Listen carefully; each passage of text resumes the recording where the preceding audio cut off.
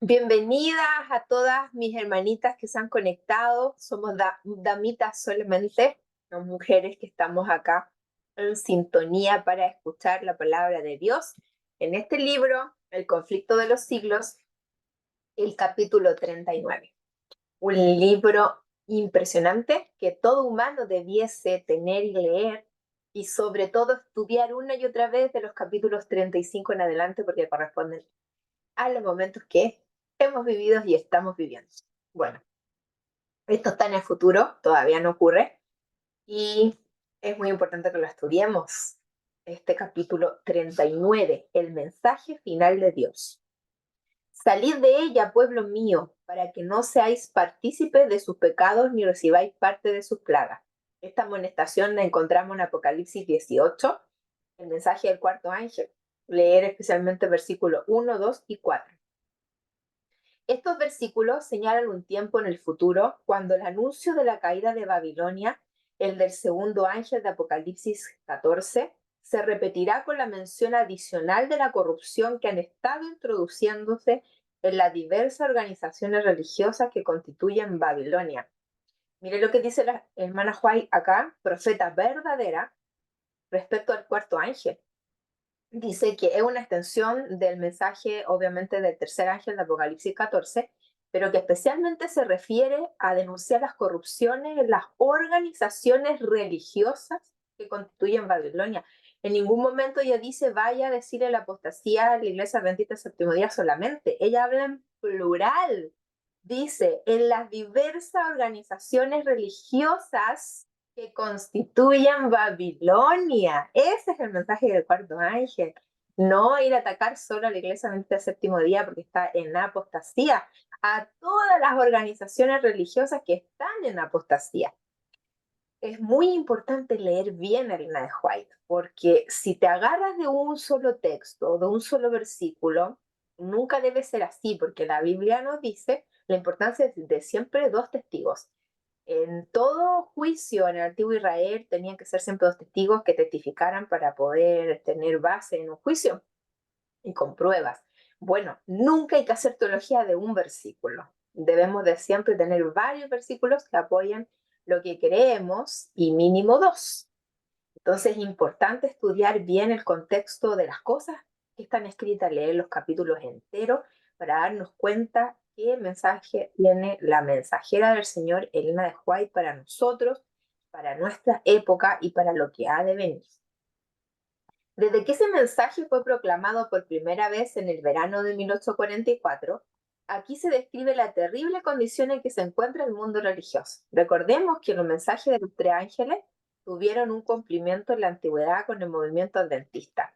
Saben que esto del movimiento adventista es algo espectacular porque uno se da cuenta en cómo solo el pueblo adventista cumple la profecía. Yo estuve hablando con una persona esta semana que es de una religión evangélica. Ellos siguen a un profeta y te adjudican para ellos Apocalipsis 10. Y yo le dije, pero ¿cómo van a ser ustedes? Le decía yo a ella, porque su profeta es de 1909, él nació y es de esa época. ¿Cómo van a ser ustedes si Daniel, el capítulo donde se refiere, habla del librito, es Daniel capítulo 12 y dice, oye Daniel, le dice Gabriel a Daniel, el profeta, si era la palabra de este libro. Daniel no entendía ni una visión porque no era para su época. Sella las palabras de este libro, o sea, no lo vas a poder entender, Daniel, porque no es para tu época, porque esto es para el tiempo del fin. Y luego vemos en Apocalipsis 10, cuando vemos este librito que es comido y que es dulce en la boca, pero amarga el vientre, es el mismo libro, es el libro de Daniel. Y el único movimiento en el mundo en el contexto del capítulo 10 de Apocalipsis, que predicaba las profecías de Daniel, era movimiento milerita, con Guillermo Miller, que predicó de Daniel 8:14 hasta 2300 tarde y mañana su santuario será purificado, el único movimiento en el mundo. Entonces, ¿cómo se nos van a adjudicar esos evangélicos con ese profeta que tienen? Más encima son antitrinitarios, cuando la Biblia es clara respecto a la Trinidad. Más encima no guardan el sábado. Yo le decía a ella todas estas cosas y me hablaba, Jesús es mi reposo. y me hablaba de los pactos. Yo le decía, ¿sabías tú que la palabra sábado quiere decir pacto? Entonces, ella lo único, y después como no tenía argumento, me contaba de su experiencia con Dios y de cosas sentimentales, ¿no? Entonces es como tan triste darte cuenta que las personas eligen creer en lo que quieren. Se llaman fieles, pero adoran a Dios según sus opiniones, no como la Biblia enseña. Hay una religión que Satanás odia en el mundo y son los adventistas del séptimo día. Ellos son el principal objeto de odio de Satanás. Es por algo que vemos en libros de jesuitas amantes del catolicismo que dice ahí claramente este libro que todos ustedes debiesen leer, claramente dice que el único enemigo del catolicismo son los adventistas del séptimo día. Y cuando logren ecumenizarlos, por fin va a morir el único enemigo de la Iglesia Católica. Es por eso que Satanás odia tanto a esta iglesia y que ha infiltrado jesuitas y la ha tratado de destruir poniendo cosas que no corresponden en los folletos con la sabática, sermones sin sustancia. Hoy día fui a la iglesia y la predicadora dijo algo que no es bíblico. Dijo que hablando del milenio, de Apocalipsis 20, que la tierra va a ser restaurada. Eso no es cierto. Los 1000 años, Satanás está acá, dice Apocalipsis 20, encadenado, y nosotros estamos 1000 años en el cielo, los 144.000, la gran multitud, para revisar los juicios de Dios, y después de eso viene la sentencia final y la restauración de la tierra. Una persona que hizo un sermón de un versículo y más encima no tiene idea de qué está hablando. Esos son los sermones que hay en la iglesia adventista hoy en día. Pero aún así, es la iglesia verdadera. Pero si nosotros no estamos ahí, ¿cómo ellos van a saber la verdad? Si nosotros no predicamos por los medios que tenemos. Yo tengo YouTube, tengo el Facebook bíblico. Esas son mis plataformas para predicar, pero si tú no estás haciendo algo por predicar, ¿cómo se van a enterar esos hermanos que tienen bondad, muchos de ellos en su corazón? ¿Cómo se van a enterar de la verdad si tú no les dices? Por eso es importante leer a Elena de White, practicar lo que ella dice, leer la Biblia, practicar lo que la Biblia dice a través del amor, a través del amor. Saben ustedes que hay un hermano que era del ministerio que teníamos nosotros antes, que está ocupando mi material para burlarse del líder que seguíamos antes. Eso no se hace. No podemos usar de excusa que Elías se burló de los profetas de Baal. Se burló una vez y en un hecho puntual. No se andaba burlando 24 horas, ni andaba haciendo videos poniendo la cara y ridiculizando a los que obviamente están en una apostasía, pero no siempre han estado en apostasía. Cuando los seguíamos, no nos ardía el corazón cuando nos enseñaban cosas.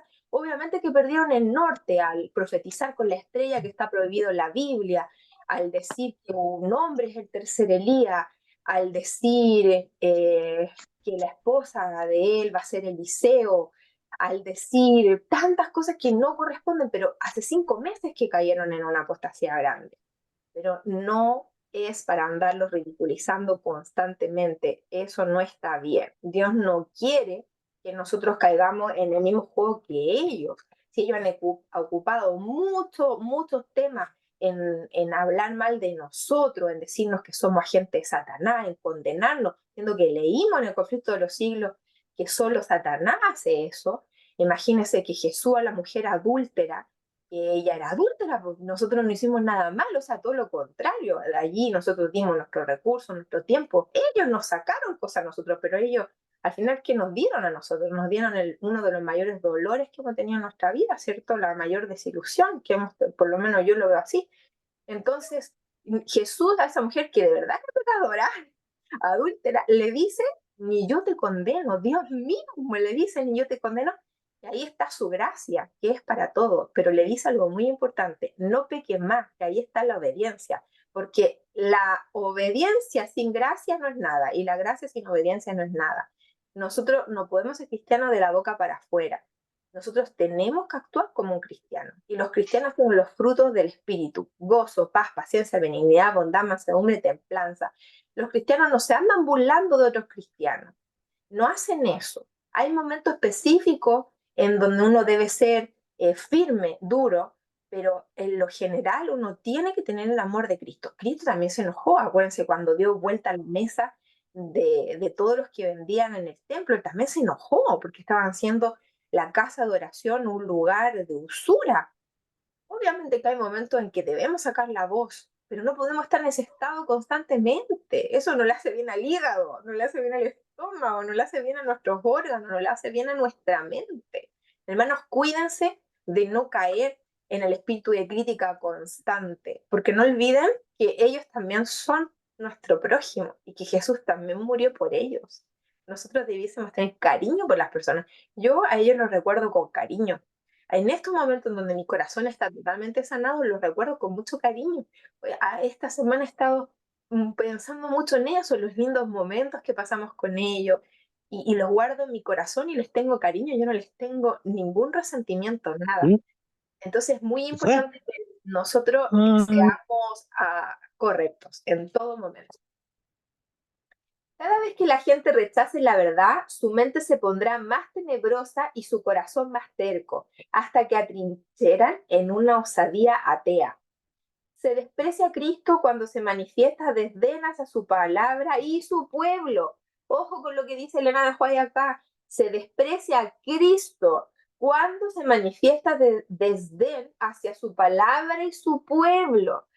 Manifestar desdén hacia su pueblo, que son los adventistas del séptimo día, todavía, a pesar de la apostasía que existe en la iglesia, que es la apostasía omega, a pesar de eso es su pueblo y se desprecia a Cristo cuando se manifiesta desdén hacia su palabra y su pueblo. Hermanitos, cuidado con tratar mal a la iglesia. Es verdad, la iglesia no está haciendo las cosas bien, pero por algo hay predicadores que se han levantado para hablar de esta apostasía y que se pueda haber un zarandeo en la iglesia, limpiar la iglesia. Conforme vayan siendo aceptadas las enseñanzas del espiritismo en las iglesias, irán desapareciendo las vallas impuestas al corazón carnal y la profesión de religión se convertirá en un manto para cubrir las más bajas iniquidades. Y lo vivimos, ¿cierto? El ministerio que estábamos era bueno, se corrompió por el espiritismo, por aceptar la acupuntura, por profetizar con la estrella, y nos damos cuenta que han salido pasiones bajas como fruto de eso, tal y cual dice la hermana White. Hemos conocido lo peor de ellos, que nunca pensamos que se iban a comportar de esa manera con nosotros. No todos han hecho eso, claro que no, hay algunas excepciones, no hay que meterlo a todos al mismo saco, porque eso tampoco es justo, pero la mayoría de ellos tiene esa actitud. Entonces es muy importante conocer cómo es que el pecado lleva a otro pecado y se hace cada vez más grande. La creencia en la manifestación espiritista abre la puerta a los espíritus seductores y a las doctrinas de demonios. Vemos cómo aceptar una doctrina espiritista va a abrir la puerta para enseñar cosas que son antibíblicas, como que este viene de Acuario, este viene de Piscis, y que no sé más, y de eso va a salir la ayuda tardía, que este es sacerdote según Melquisedec y su vara florecerá, cuando son atributos solo de Cristo. Cristo él es el sacerdote según la orden de Melquisedec, y eso es porque los sacerdotes venían de la tribu de Leví. Entonces, como Jesús venía de la tribu Judá, es según la orden de Melquisedec, porque Melquisedec no era una tribu levita. Por eso, hermano, pero Jesús tiene ese atributo, no un hombre. Tampoco es el representante de Cristo aquí en la tierra, el único representante de Cristo aquí en la tierra, el Espíritu Santo, fue el consolador que el Señor Jesús dejó. Es importante, hermano, que todos estos títulos que se le están dando son consecuencias de la caída por haber abierto la puerta al espiritismo. Eso mismo que ellos denunciaban, eso mismo es lo que los tiene atrapados ahora.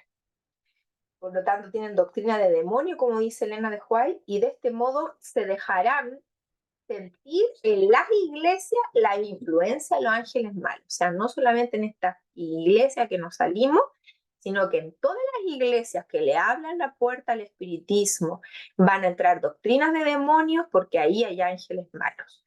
Pero Dios tiene aún un pueblo en Babilonia, hermano, escuche bien, pero Dios tiene aún un pueblo en Babilonia. Y antes que los juicios del cielo la visiten, estos fieles deben ser llamados para que salgan de la ciudad y no tengan parte en sus pecados ni reciban sus plagas. Salid de ella, pueblo mío, el cuarto ángel de Apocalipsis 18. Estas declaraciones unidas al mensaje del tercer ángel constituyen la advertencia final que debe ser dada a los habitantes de la tierra. Recordemos que el que termina la obra es el mensaje del tercer ángel. Ojo con eso. El mensaje del cuarto ángel es el que estamos viviendo ahora. Salid de Babilonia, pueblo mío, dice el Señor, pero es el mensaje del tercer ángel el que termina la obra. Como dice aquí en Conflicto de los Siglos, página 662.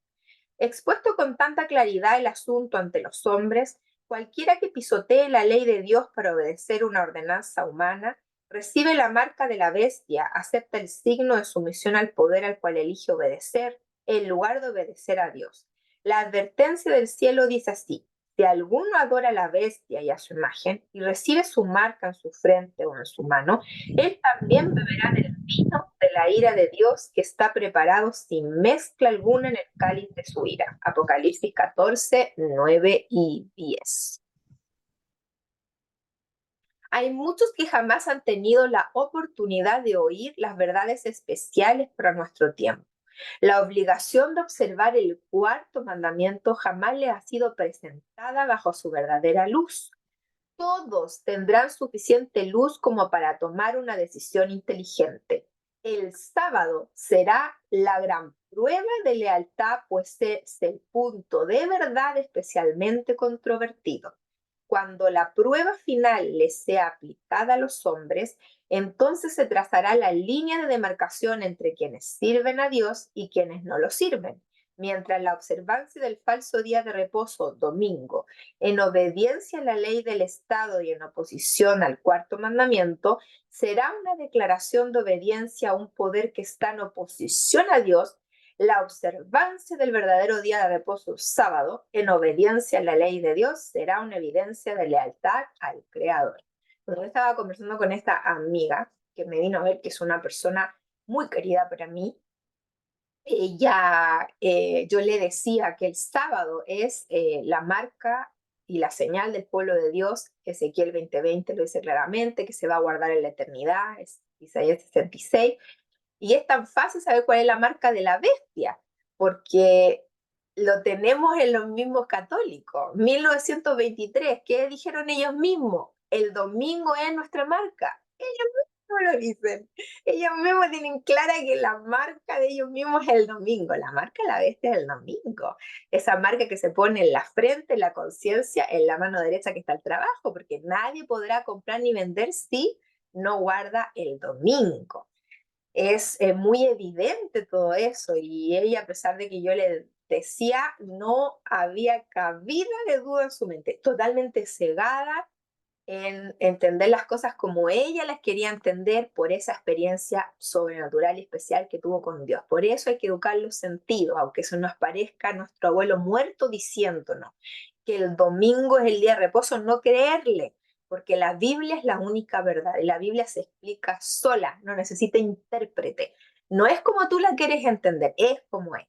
Por eso es que hay un pastor famoso que está siendo muy famoso, él salió del mundo pentecostal y empezó a estudiar esto de el sábado para poder rebatirlo, porque ya estaba harto de que el sábado, y de muy pequeño él aprendió que el sábado es el día de reposo, y quería tener base para rebatirlo, y estudió tan profundamente la Biblia que ahora él sigue siendo pentecostal y va a iglesias pentecostales, y todas se convierten y guardan el sábado en iglesias de 500 miembros.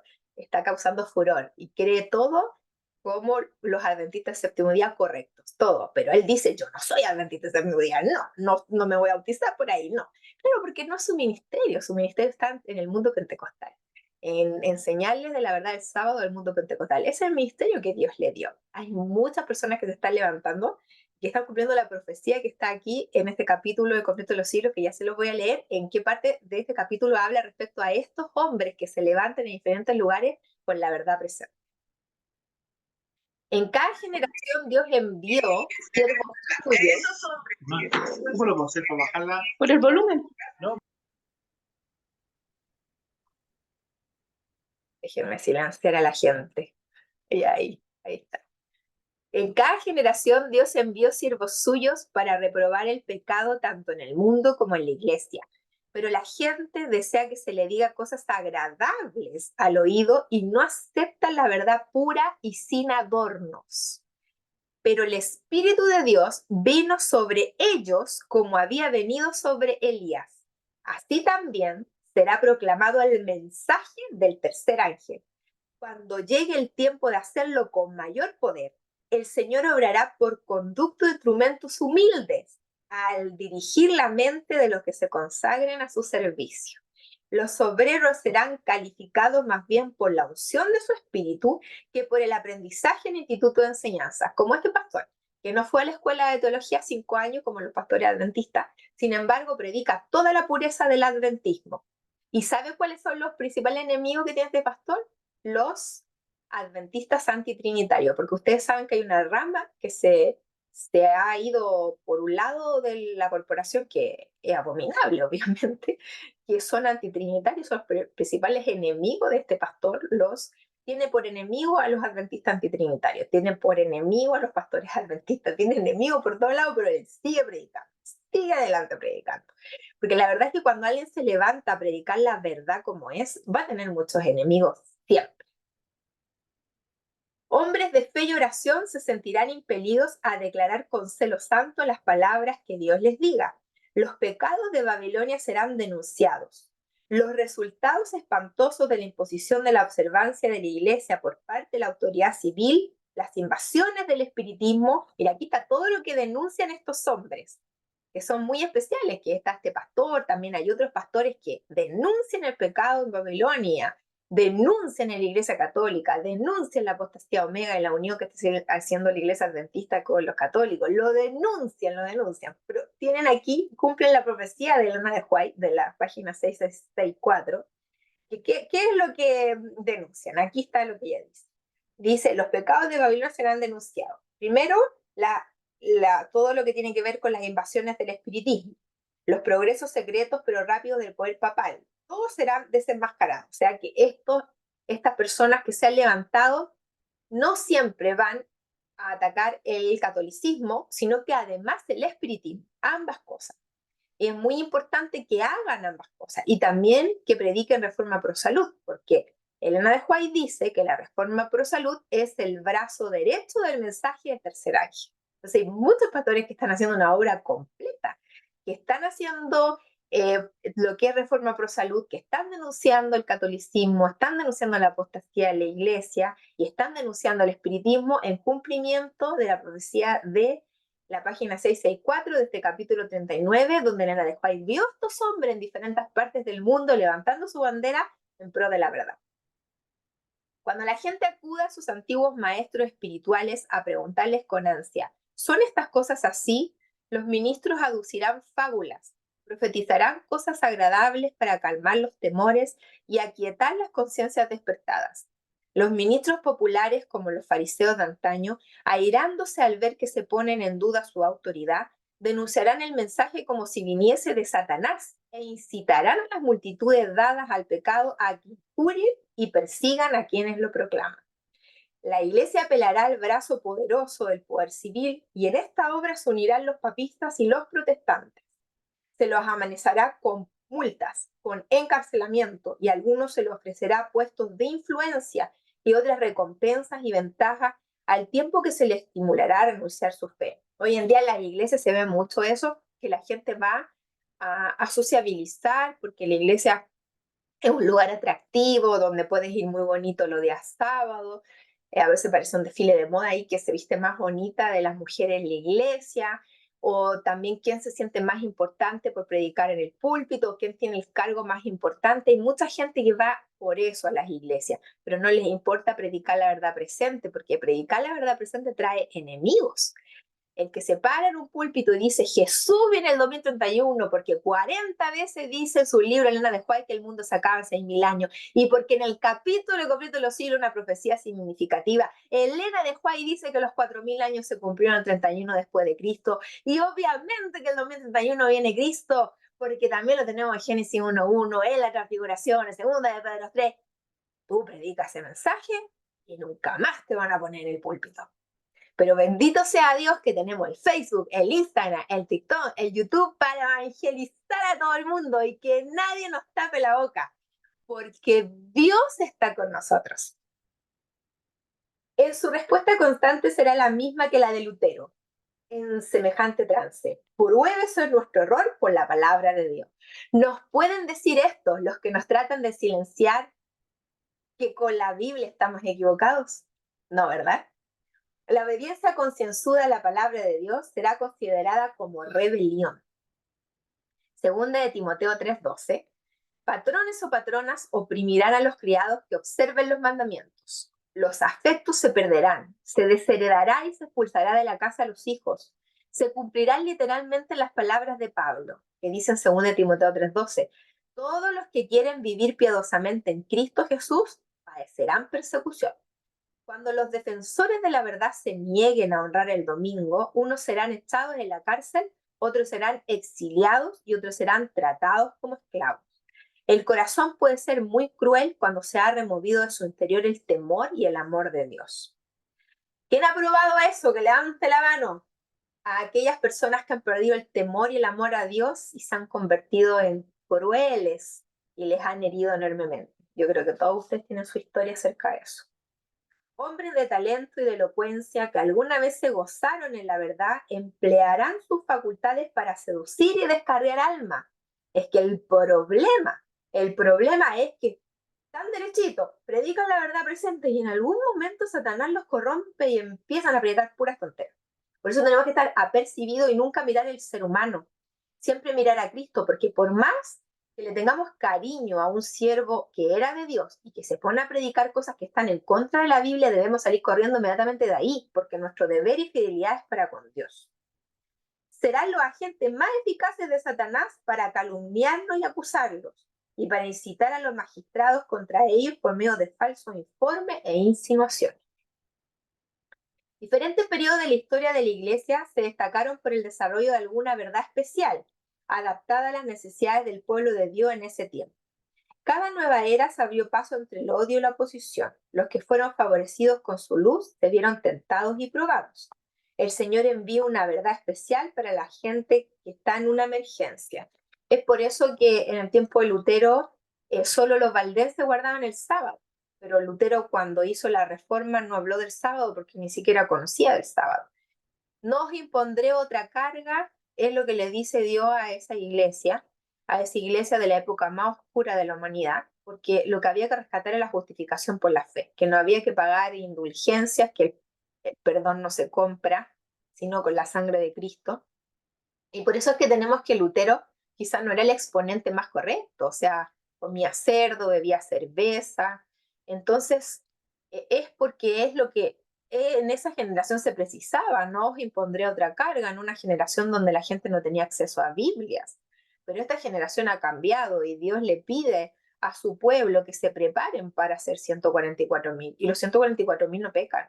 Claramente en las cartas de Juan, en primera de Juan dice, todo el que ama a Dios no peca, así es simple. Si tú estás agarrado en la mano de Dios y le pides gracia para no pecar, no vas a pecar.